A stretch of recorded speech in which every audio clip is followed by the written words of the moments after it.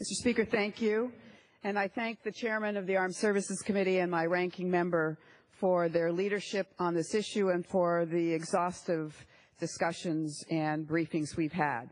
I also commend all of my colleagues for their thoughtful statements. This is indeed a tough decision, but we are elected to make tough decisions. I rise today in opposition to this amendment to equip and train the Syrian rebel forces.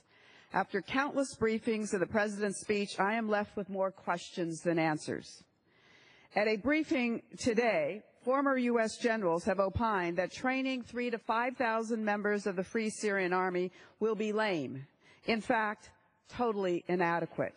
Why would we train an inadequate number of FSAs to contain ISIL? How do we identify and vet a sufficient number of Syrians who can fight a long, protracted conflict to effectively degrade ISIL? How do we compel the Free Syrian Army to focus on ISIL instead of Assad, the brutal dictator they took up arms in the first place to destroy? What will prevent Assad from continuing to attack the FSA, and what will we do in response? How do we avoid arming individuals that would rather do harm to the United States than ISIL? How do we create a true coalition that will share the burden of this conflict when some only agree tacitly behind closed doors? Jordan has ISIL on both borders but cannot commit publicly to providing boots on the ground. How does a plan that relies primarily on airstrikes truly degrade ISIL's capabilities? What I've heard in response to these questions simply don't add up. We should have our eyes open wide enough to know that we are being asked to support today something much more than just training 3,000 to 5,000 members of the Free Syrian Army.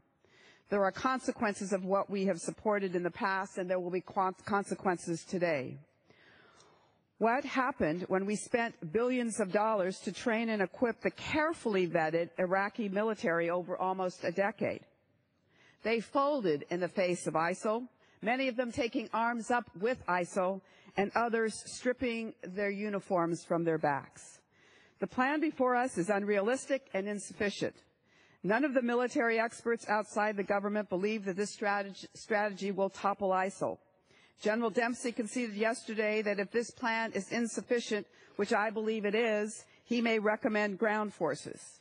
He also said that there is no military solution to ISIL.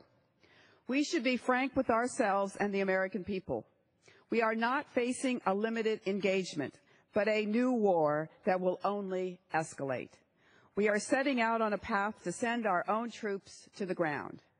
This is an amendment and a debate to start yet another war in the Middle East with very uncertain future.